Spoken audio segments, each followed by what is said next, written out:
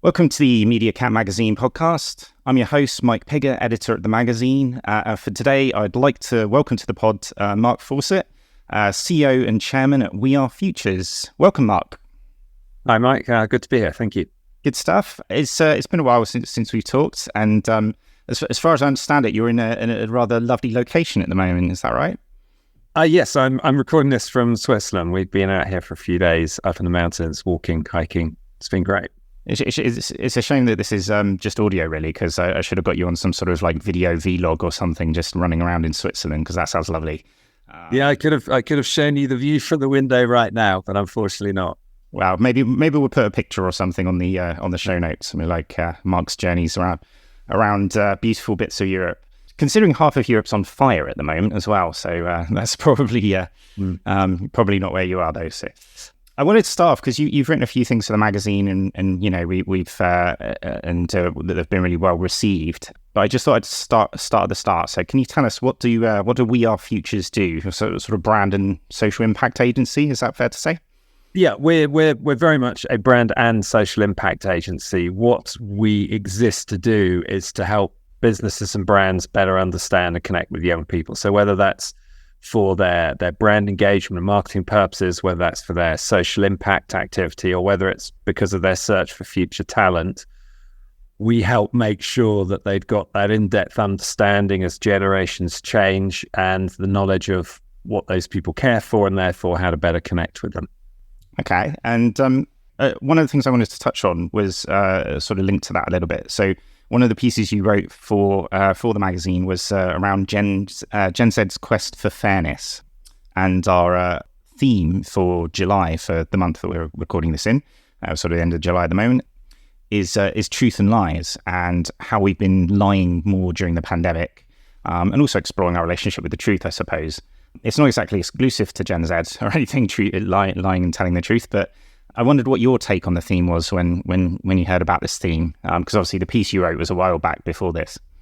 Yeah, I saw the truth and lies theme. I thought was fascinating, so I was quite looking forward to where we might go with this today. But it's our relationship with truth as humans, I think, has always been tricky because truths have changed over time. So, you know, if podcasts had existed a long time ago, we'd have been discussing the flatness of the world and how our king was appointed by God, because those were very much truths. So you've got that relationship that changes over time as people have a better and greater understanding of what is real. And there's also this confusion sometimes between factual truth and the truth that comes from beliefs. So I don't think it is anything that's just exclusive to today's younger generation. I think one of the things that is different is their ability to call out what they perceive to be lies, to be dishonesty, and to be able to connect with each other and to take aim at those organizations or individuals who they believe are pulling the wool over their eyes. Yeah, I mean, the perspective thing's interesting when you sort of saying about, you know, it made me suddenly think of the coronation. We talk about like kings appointed by God and stuff, because obviously, you know, certain truths that perhaps existed a long, long time ago, maybe we've come full circle. I mean, there's a lot of flat earthers around these days as well. I wondered, like, how much does truth and lies impact the work that you guys do? Well, I think it matters enormously, because what we're doing in connecting brands and businesses with young people has to be based upon an understanding of what each group needs, what young people want, what businesses need as well. And we've always spoken to both groups about the need to be honest with each other, to be truthful with each other. We have to, in our work, give balanced viewpoints, because ultimately all of our work is helping young people develop in some form, whether that's develop a skill, an attitude, to learn more.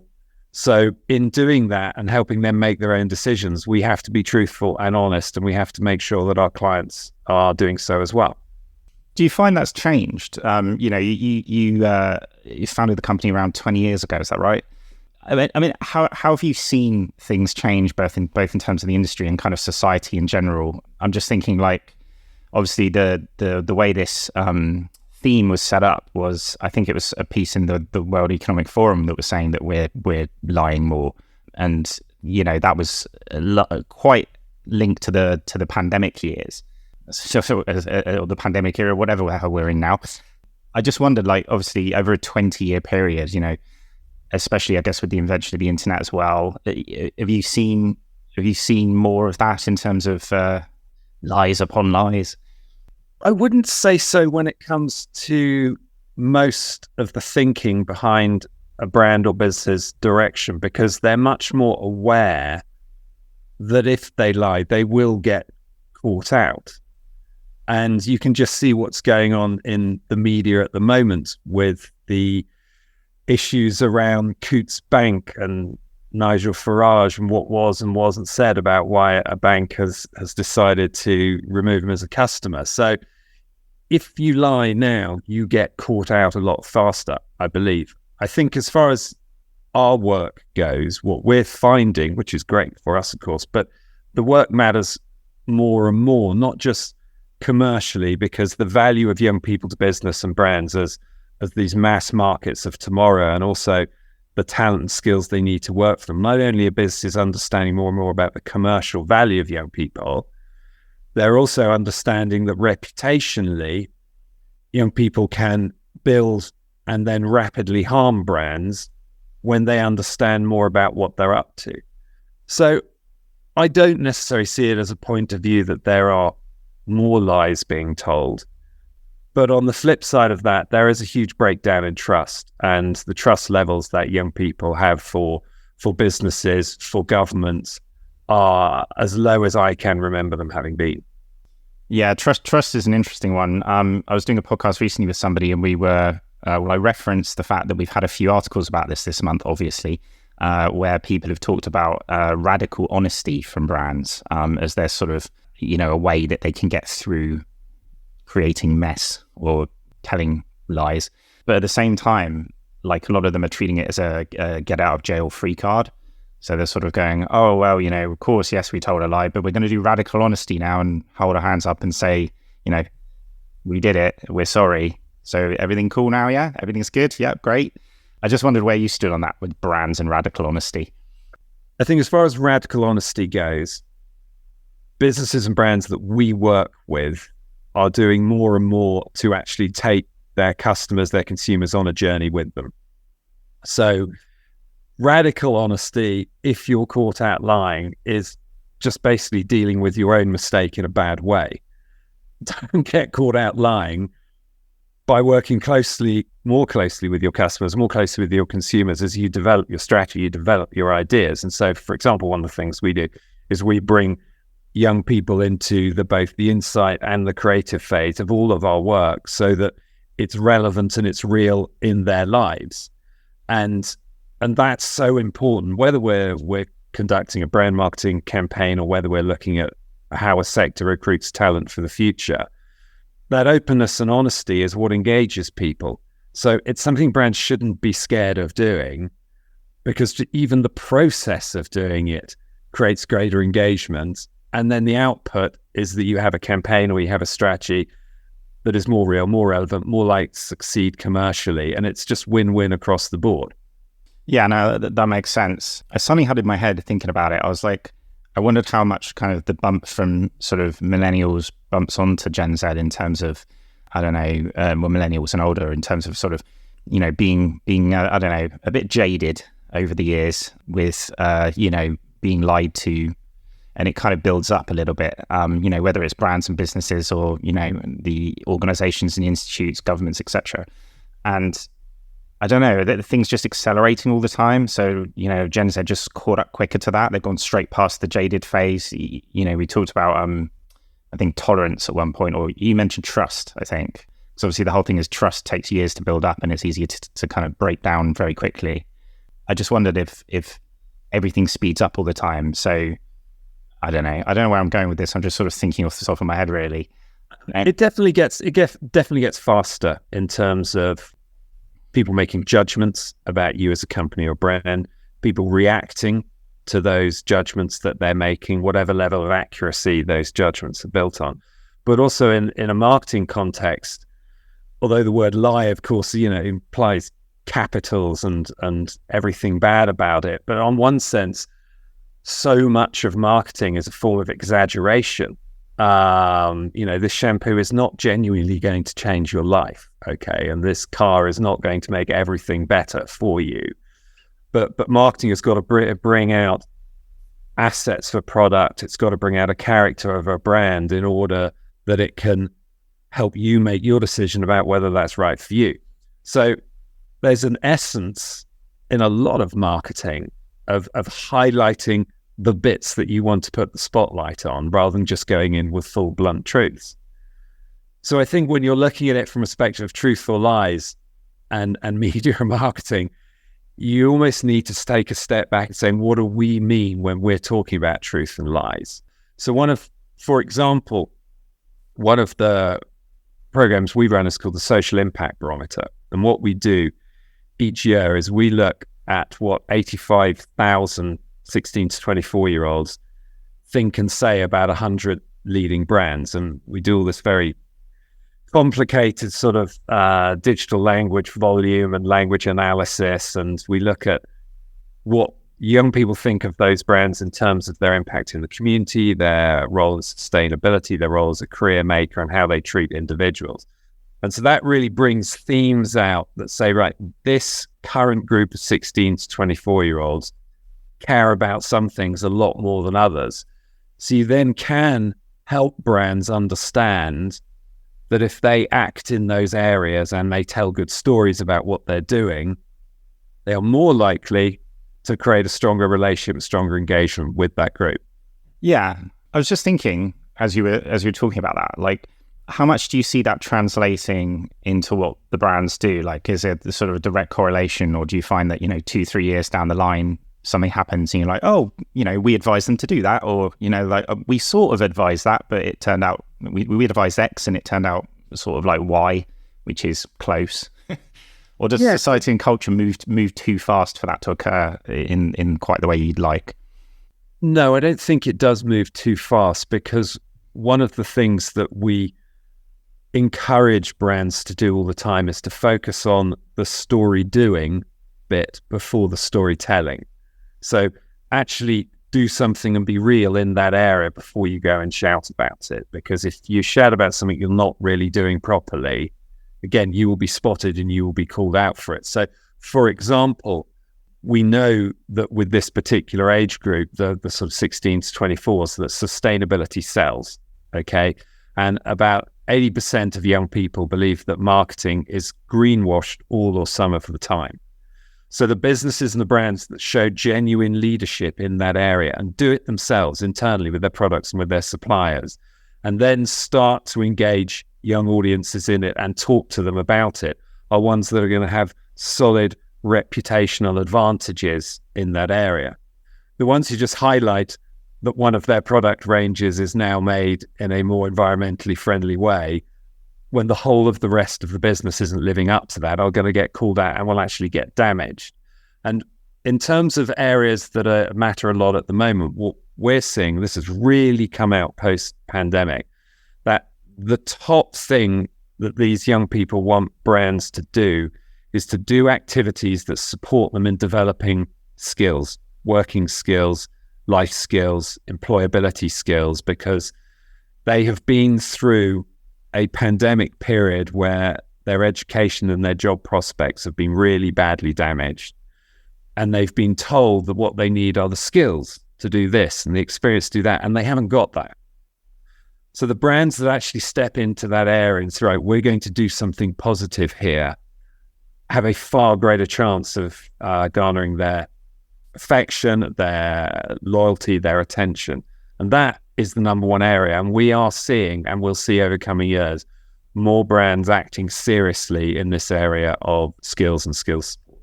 That's interesting. I mean, so have you seen much of that so far? I don't know. I was trying to think of what brands could do to help with this skill gap. Well, as an example, NatWest, I've been for many years involved in financial education for school age and school leavers.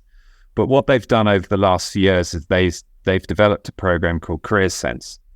And Career Sense is very much focused on supporting young people who do not have as many advantages, perhaps have not succeeded very highly in education, helping them develop skills that are going to help them move into different career pathways, and have even ended up with some of these young people now working within the bank. So they're taking positive action in this area, and they're doing it in a really good way. And now they're starting to tell the story about it. They know that that story can be told honestly because they're actually doing it and have been doing it for a couple of years. So that's just one example, but we are seeing other large brands in their sectors starting to take a lead in this area. Yeah, I guess that'd be interesting to see where that goes. I was thinking about that in terms of sort of the working with clients, and I kind of wondered, what other truths do you struggle to get to in terms of working with clients? So they're sort of, are there any inescapable truths that you're always trying to get through that, you find challenging, and how do you sort of go around overcoming those over the years? I think over the years, we've become better and better at getting to the bottom of the reality of a brief. So I think 15 to 20 years ago, we could get a brand coming to us saying, we want to make a really positive area in sport, a really positive impact in sport and well-being. And we, okay, right, why do you want to do that? Why your brand for sport and well-being? What's the connection? Oh, we've heard that that's really important for young people. Yes, but does it relate to you? And we dig deeper and deeper into what are you doing internally with your own staff about sport and well-being? What do you do in the community? What's going on in this area? And it might then come out that actually they're seeing this very much as a brand play above everything else. They think they can position messaging and communication to stand out. And so we would then work with them to say, why don't you do something for real first, and then we'll work on the brand's communication and the market engagement at a later point. That used to happen more 15 or so years ago, and it really rarely happens now because brands are much more aware about being able to stand up for what they're saying. So if they're doing anything that is cause-related or purpose-focused, they have to be living it before they talk about it. And they understand that now. And also with entire businesses being much more focused upon having a purpose beyond just profit, it's sort of running more and more through the DNA of businesses, we find. And definitely that's a massive change we've seen over 20 years, from where it used to be a rare business that had genuine purpose to now it being a rare business that isn't at least on the journey to establishing a stronger purpose. I was just wondering about that with the purpose thing, because I don't want to really say post-pandemic, because everyone's like, hey, it's over. It's like, technically not. It's like we're still in a pandemic. Yeah. Anyway, whatever period we're in now. And I don't know, I guess before the pandemic, there was lots of purpose stuff going on. Brands were getting sort of really into it, etc. And then since I don't know, there's been vaccines, etc., and the world's kind of gone slightly back to how it was. It feels like a lot of good stuff that was maybe done in the last 2 or 3 years by brands that weren't necessarily, you were more purposey. It feels like it's kind of been walked back a little bit with some of them. I don't know if you've seen that at all, where it's almost like purpose becomes a bit of a nice to have rather than a need to have.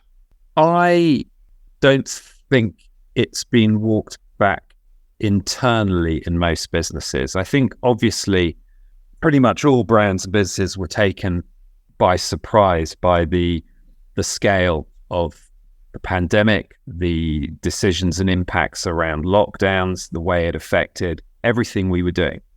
So that obviously took everybody by surprise because nobody had that planned in detail. So people did react quickly. What I found interesting at our end is only one brand actually pulled the type of work they were doing, which was very much an education and schools focused initiative. The others actually all doubled down and said, no, this really matters more than anything at this point.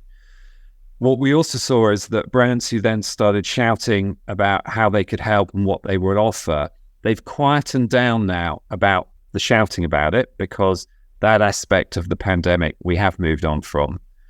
But they actually have learned and are changing internally. So we see inside businesses real change and development and increased purpose that might have been triggered by the pandemic, and they're not shouting about it now, but it is growing stronger internally. So I'm very hopeful actually and optimistic that this balance between purpose and profit, this focus on brand and social impact is actually only going stronger and only going to grow stronger. Because after all, if you're in a sector where 4 or 5 of your major competitors are actually genuinely doing some good in the world, and you're the one that's not, that's unlikely to have the most positive effect, both as a brand and as an employer.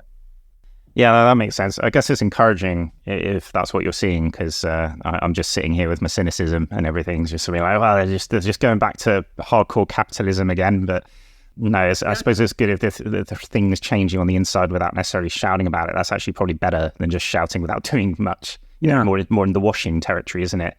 Greenwashing, purpose washing, whatever. I don't know how much washing you have to contend with these days. Well, again, it's very prevalent. It's out there a lot. It tends to happen less with us because of the way that we work and the way in which we push and encourage and support clients to be strong at the doing it before they start being strong at the telling the story about it. But yeah, everything about greenwashing, purpose washing, color washing, it's very strong at the moment. It's quite loud, but people are getting called up for it and getting called up for it very quickly. You saw the damage recently that happened to, for example, happened to Budweiser in the States. Unless as a business you're living it and breathing it, you don't have the right to suddenly jump on a wagon and go, hey, we're supporting this. And I think that's a good thing, actually.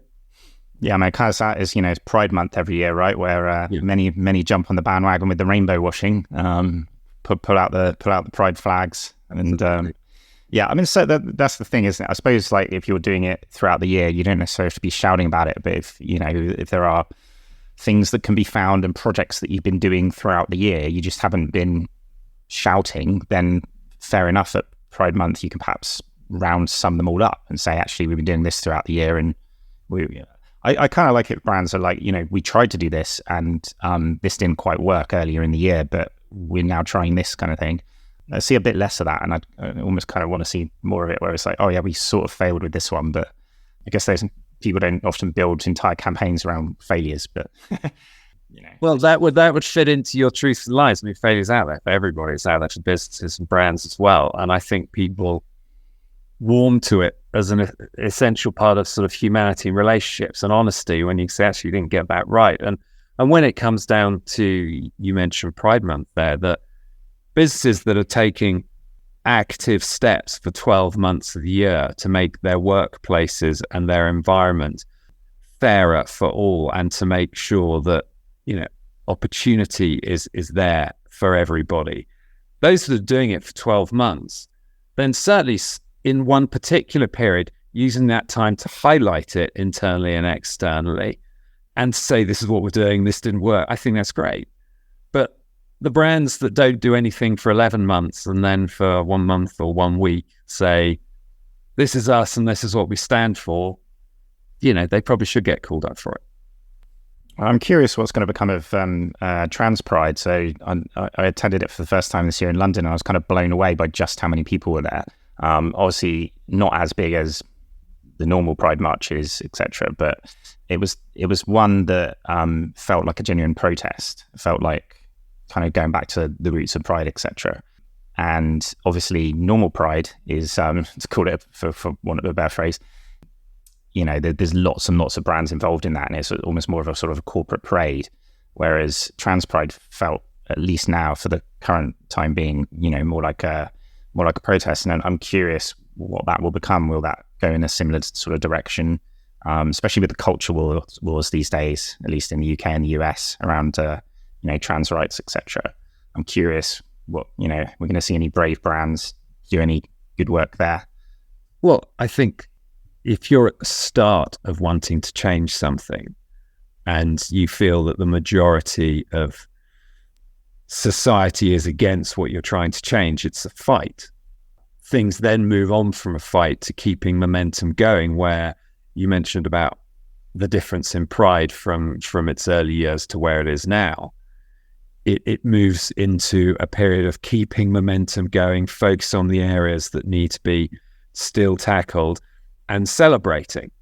and then it should move into an area of normalization. It would be very interesting to see how brave a brand might be to get stuck in with the Just Stop Oil protests and issues at the moment, because obviously that is focused on an area that is incredibly important, but it's also an approach that is annoying the vast majority of the population. But one way to think about that actually is to reflect, if you go back about 100 years and what was going on around everything to do with the suffragette movement. That was incredibly violent protesting at times. There were bombings, there were burning downs of parts of sports stadiums. This is what went on, and the vast amount of the media was saying, this is awful, these people are terrible.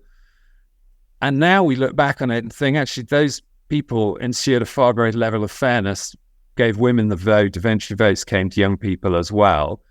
So at the time, nearly everybody was against them. And now you see it as something that needed to be done and tackled. And I wonder, with some of the both cultural and social issues right now, when we look back on them in 20 or 30 years, will we say, actually, those pioneers were doing pretty good stuff to fight the fight and get us over the line to something that's fairer?